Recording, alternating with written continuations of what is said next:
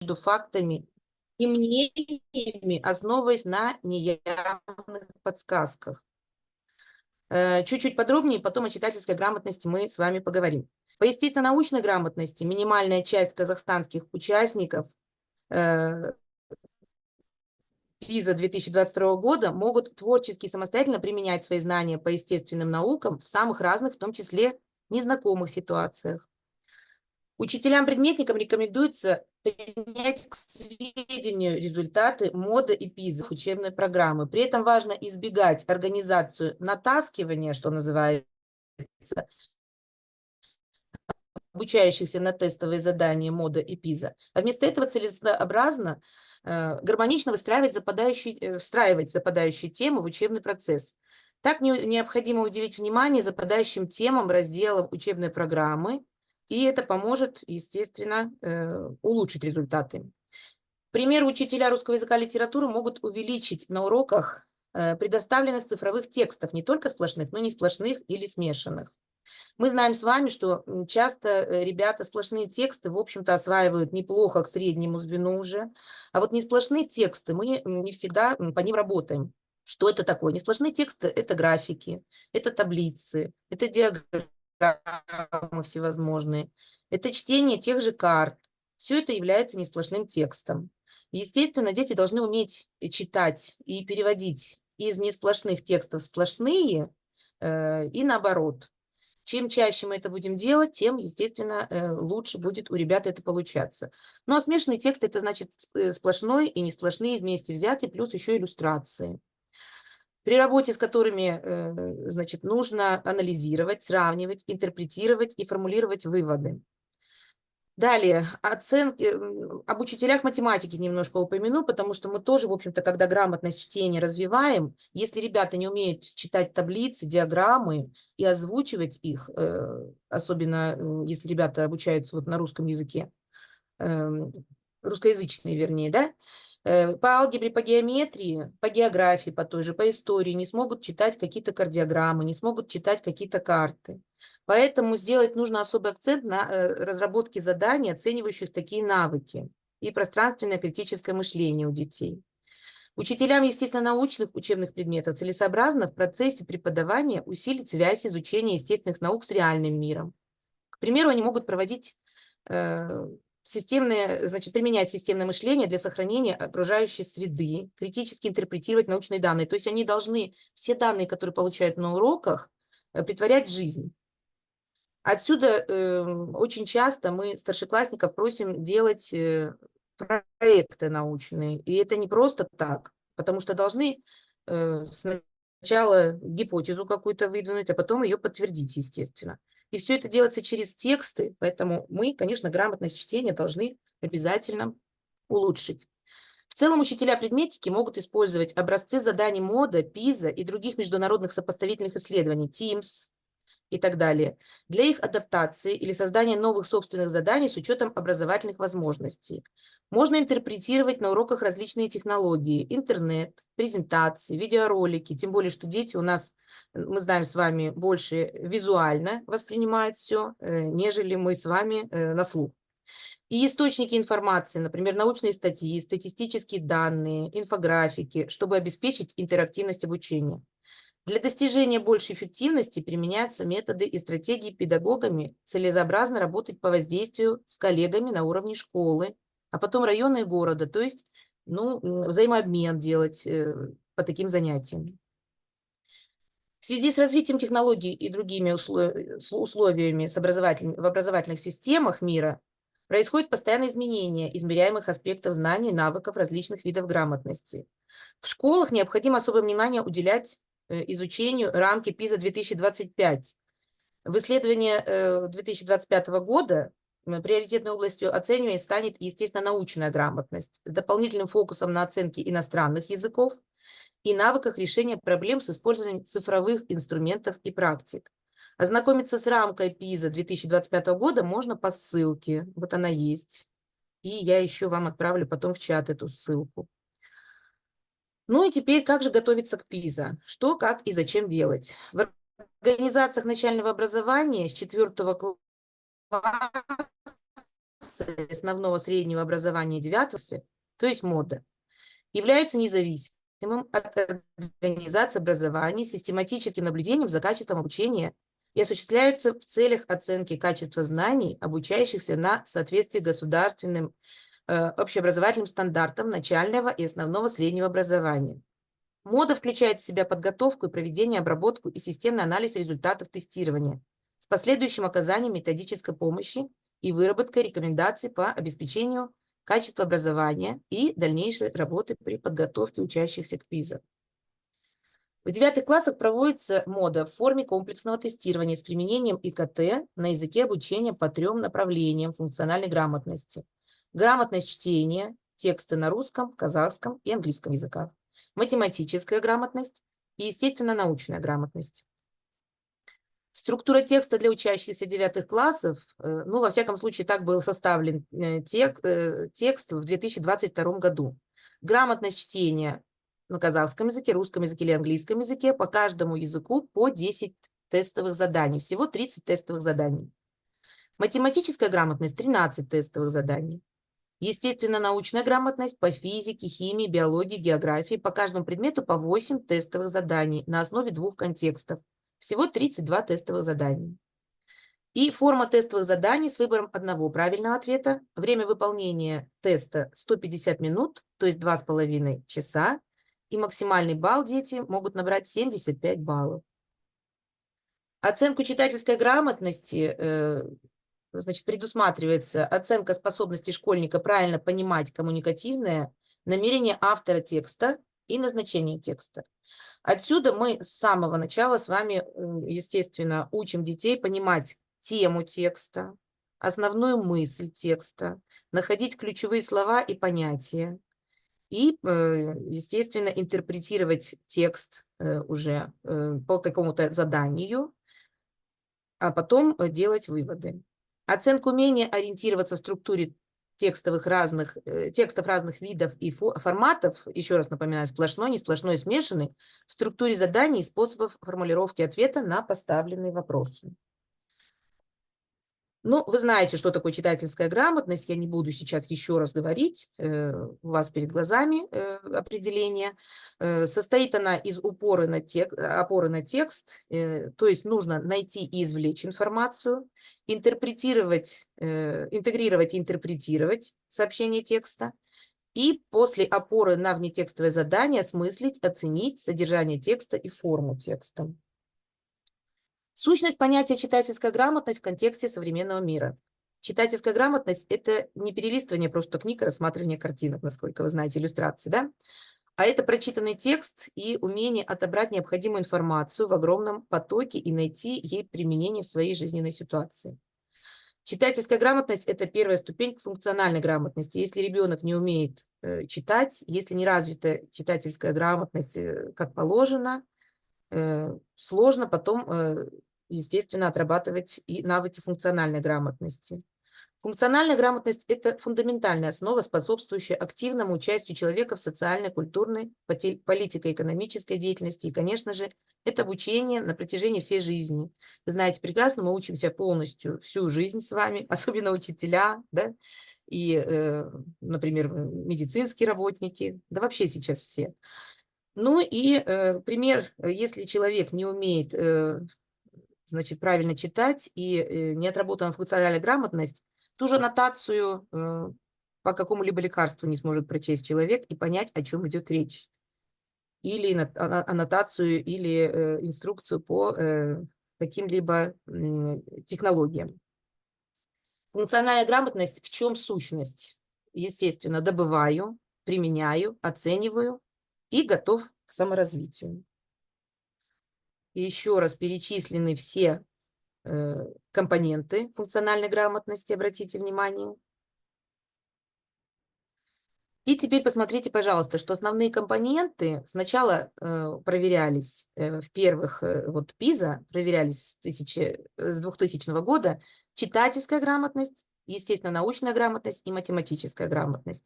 Постепенно стали дополнительные компоненты появляться: финансовая грамотность, креативное мышление. Дальше будут добавлены компетенции глобальные и должны, значит, прийти к разрешению проблем. И обратите внимание, что читательская грамотность центральное место занимает именно во всей функциональной грамотности. Если ребенок не умеет, не владеет читательской грамотностью, он не сможет прочесть задание элементарное по математике, по физике, по истории, ну и далее. И обратите внимание, модель оценки функциональной грамотности в ПИЗе 2018 года. Проценты какие были. Составляющие функциональной грамотности, причем последние годы показаны, что именно конкретно проверяется подробнее. В этом году, естественно, научная грамотность, обратите внимание, да, на нее будет особый упор, остальные тоже будут проверяться, естественно. Структура измерительных материалов модели ПИЗа. Я уже зачитывать не буду, перед вами есть, значит, сама таблица, сам кластер.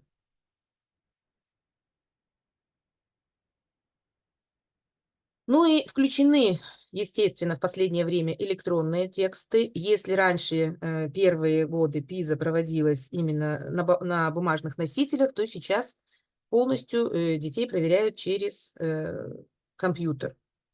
Уметь должны ответить. Включен множественный текст, интерпретация, обобщение информации из нескольких отличающихся источников. Что это значит? То есть это может быть сплошной текст, вы знаете, это может быть таблица, это может быть диаграмма, и дети не должны этого бояться. Оценивается способность критически оценивать информацию. Изменилась тематика текстов. Раньше они были гораздо простыми довольно-таки. Многие тексты связаны с оценкой использования информации в интернете, в частности, как распознавать достоверные сайты и онлайн-документы. Содержание тоже читательских умений читать не буду, зачитывать, просмотрите, пожалуйста, ознакомьтесь.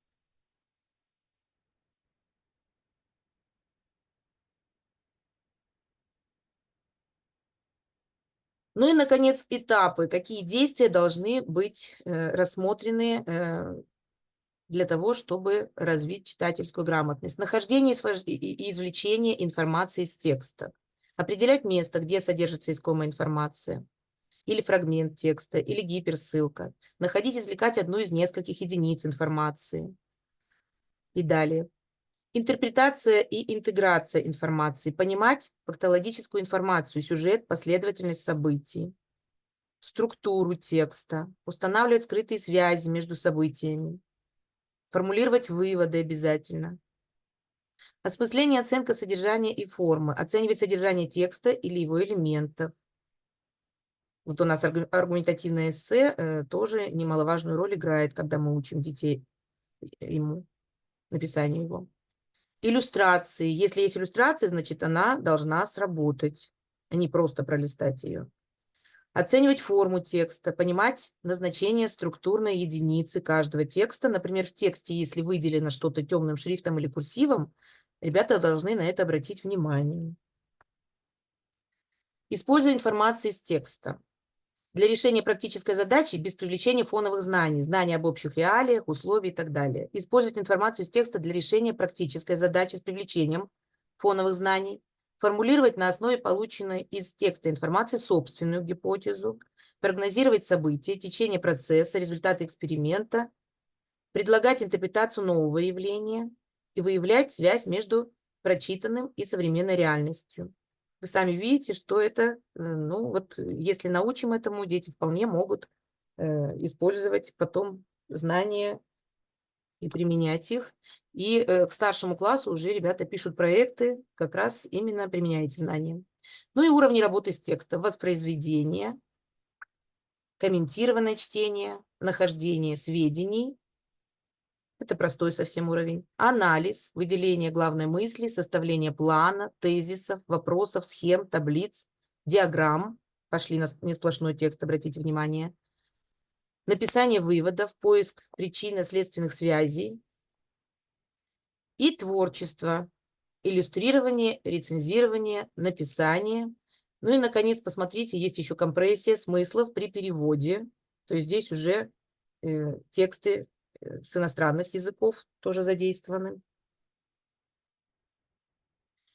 Функциональная грамотность, овладение ключевыми компонентами. Учебно-познавательная компетенция, предметная компетенция, ценностно-смысловая компетенция, общекультурная компетенция, информационная компетенция, коммуникативная компетенция, социально-трудовая компетенция, личностная компетенция, самосовершенствование. То есть человек сначала читает, да, потом должен уметь все это в группе сделать еще, то есть коллективно, и, наконец, выйти на самосовершенствование, на самообучение. И это и есть функциональная грамотность. Ну, а теперь подробнее остановлюсь на 7 способах решения текстовых заданий. Первое. Нужно научить детей читать не сам текст сначала, когда дается он, а с текстовых вопросов, чтобы облегчить себе работу. То есть ребенок сначала должен прочитать вопросы, посмотреть, что он будет искать в тексте, а потом уже читать сам текст, чтобы не терять время. Необходимо знать, с какой целью он читает. Постепенно до автоматизма это доводится.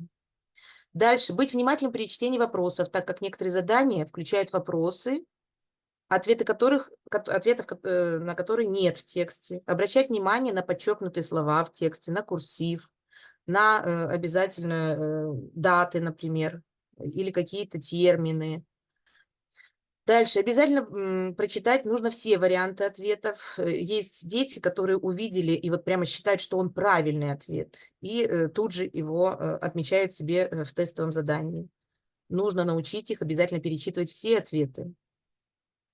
Дальше делать вывод, обратить внимание на то, что требует задание, и свои субъективные предпочтения. И можно понять смысл текста, но важно, чтобы ребенок именно справился с заданием. Ответ может содержаться в самом тексте. Дальше. Нужно научить детей не пугаться задания большого объема. Сложность вопроса не зависит от объема. Наоборот, различные ситуации и случаи легче запомнить и представить в воображении именно в тексте большого объема. Обратить внимание на последние предложения текста, так как именно в них заключается основная мысль текста. В некоторых случаях в начале бывает вывод или в середине текста. Необходимо уложиться в отведенное время. Что для этого нужно? Научить детей сначала, может быть, самые простые задания отрабатывать, а потом возвращаться к сложным. Или поработать над сложным заданием, и если понимает ребенок, что немножко что-то не получается, пусть отложит, выполнить простые задания и вернется опять к сложному.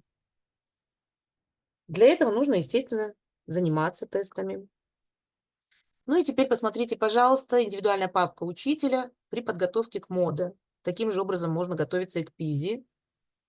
Циклограмма дана, ежедневная, еженедельная, ежемесячная и раз в четверть.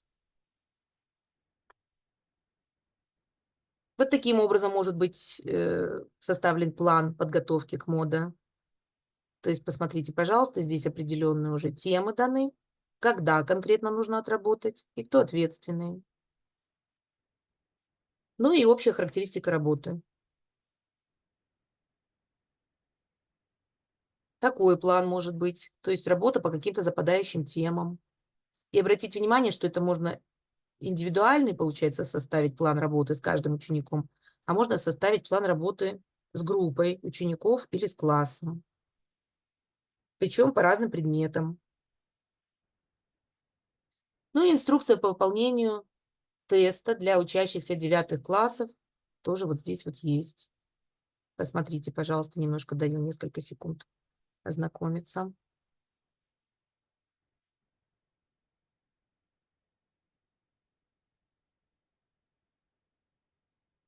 Далее анализ работы, как ребята поработали с тем или с другим текстом. Здесь очень хорошо видно вот фамилии, например, учеников, как справился. Удобно потом посмотреть, какие подвижки есть, насколько получается у ребенка работа. Ну и теперь примеры вот таких, значит, заданий 2022 года, например, значит, выпущено Астаной сборник тестовых заданий. Здесь вот я, когда провожу коучинг не онлайн, а офлайн, раздаю сначала самим коллегам варианты. Они сами отрабатывают это все. Несколько вариантов. Объясняю на одном из вариантов, получается. То есть вот он текст и вот задание. Вот второй вариант, подобный же.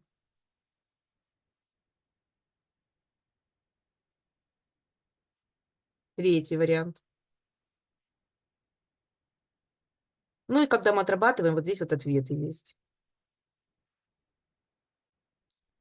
Вот по такому сборнику тоже можно позаниматься. И как раз вот вы видите сейчас здесь сплошной текст дан, и потом тестовые задания. И вот обратите внимание сразу сопоставление сплошного текста, не сплошного текста. Дети не должны пугаться несплошных текстов, должны уметь с ними работать. Я очень часто с ребятами провожу такую работу, что выдаю им различные, ну, например, билеты театральные, или какие-то инструкции, или какие-то листовочки рекламные. И дети должны уметь перевести не сплошной текст в сплошной и наоборот. Вот я говорю вам о этом сборнике «Грамотность чтения». Очень удобный он. Даже при подготовке в ВУЗ ребята используют его. Это рекомендации, естественно. Может быть, у кого-то свои сборники есть уже. Теперь не забывайте, что есть сборники предыдущих лет, и они тоже немаловажную роль играют. Их тоже можно использовать. ПИЗа 2018 года.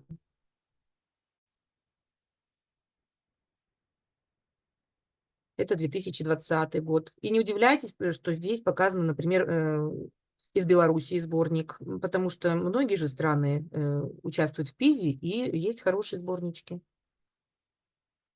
Вот обратите внимание, какое задание здесь. Опять посмотрите, пожалуйста, вот не сплошной текст идет. Должны уметь прочесть, ребята. Причем научить нужно, что все, что написано в этом тексте, должно сработать. Не должно быть упущено. Ну и, наконец, для развития функциональной грамотности вот такие вот банки знаний. Не так давно они еще работали. Можете сфотографировать, попробовать потом по QR-коду зайти. Вообще в интернете очень много вот таких заданий есть. Причем, обратите внимание, удобно, что здесь для учителей обучающихся и для обучающихся среднего и старшего звена.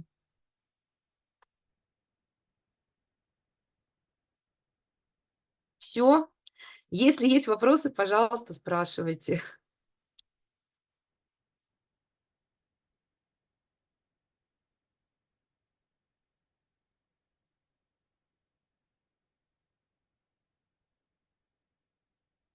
Так, вот здесь Хуан, поднята рука. Есть вопрос, да?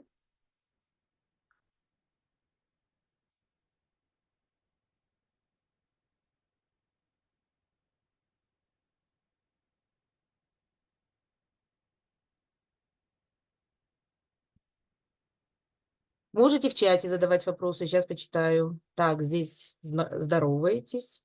Мгм. На показатели вернуть попросили коллеги. То есть я еще раз должна пролистать презентацию, да?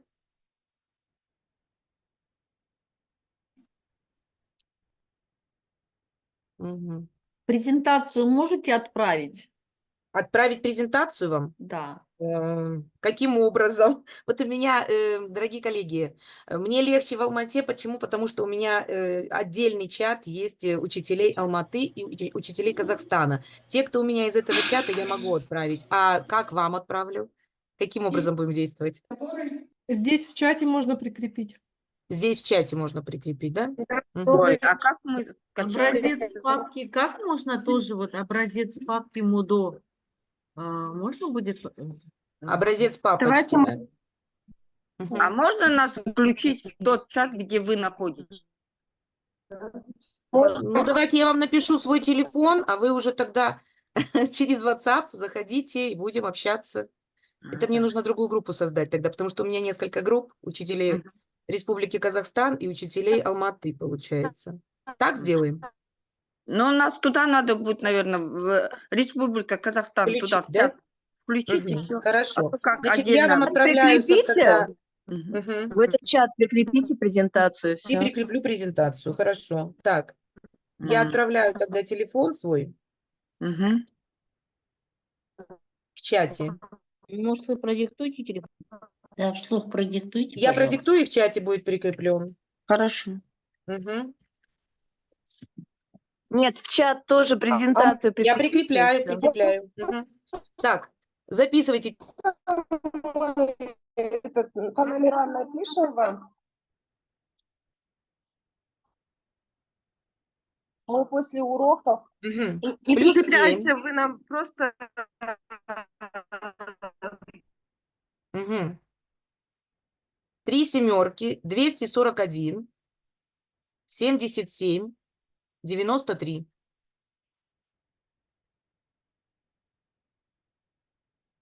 Мы сейчас решим с организаторами, как будем выходить из положения, каким образом я вот презентацию свою отправлю. И, естественно, со мной еще можете вот общаться, скажем.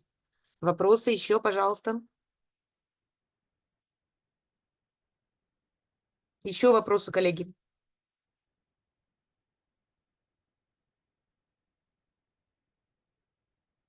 На чем-то подробнее, может быть, остановиться, потому что я буду вести в течение месяца работу, готовить преподавателей, чтобы знали, что такое функциональная грамотность, как готовить детей к ПИЗе. Если есть вопросы, тоже можете отправлять. Мгм.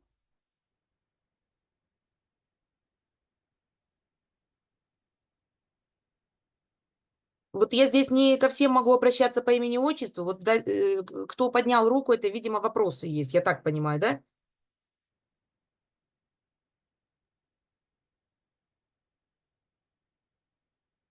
Мгм.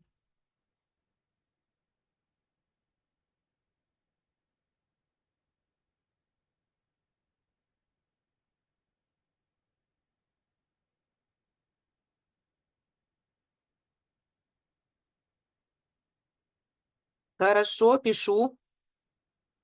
Коллеги, сами не пишите, пожалуйста, а то получится у нас, что все пишут.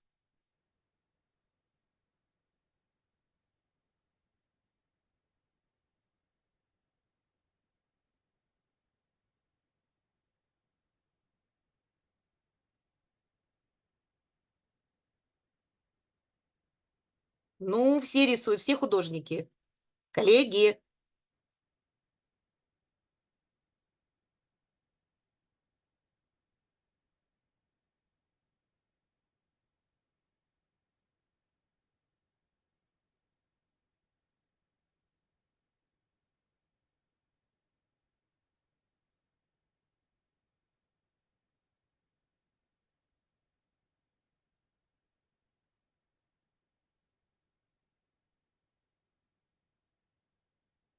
так, есть еще вопросы какие-то или будем прощаться уже, уважаемые коллеги?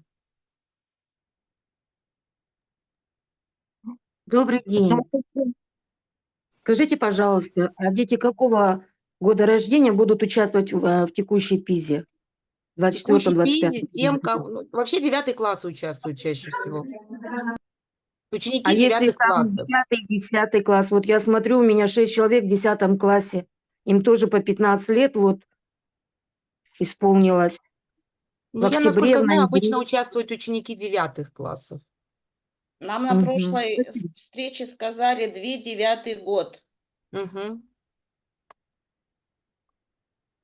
Правильно Понятно. сказали. Извините, вы можете повторить свой номер?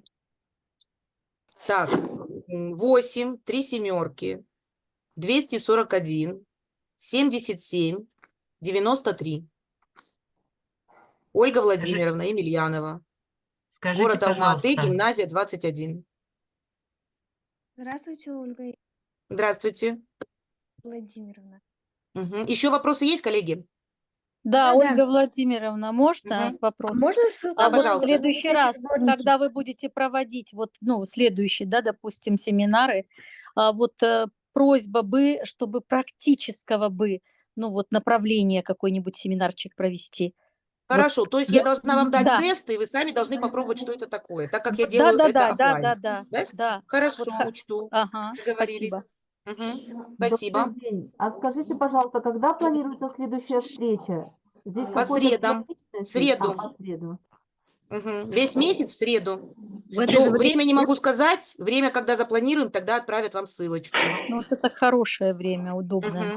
Мгм. Ольга Владимировна, здравствуйте. Да. Здравствуйте. Скажите, пожалуйста, студенты первого курса, которым 15 лет, они тоже будут участвовать? или- Колледжа. Да. Да. Скорее всего, да. Ясно. Мгм. Спасибо. Ольга Владимировна, скажите, Да. пожалуйста, чтобы в группу вы могли включить, надо вначале вам на WhatsApp написать на этот номер? Ну да, я же должна вас внести, сначала себе данные внести, а потом уже в группу включить. Мгм. Хорошо, спасибо. Мгм. У меня большая просьба, коллеги, сразу. Будете, когда ко мне обращаться, вот, чтобы включить вас, сразу пишите свой номер. Обязательно пишите фамилию, имя, отчество. То есть, чтобы я понимала, с кем я общаюсь. И обязательно пишите, потому что весь Казахстан сейчас здесь. Откуда вы? Из Алматы, из Астаны, еще откуда-то. То есть пишите обязательно, хорошо, чтобы я понимала это. Мгм. Хорошо. Офелия, номер скажи мой. Мгм. Извините, Так, еще а как вопросы? вот посмотреть прикрепленные На сюда? сборнике. Где можно найти?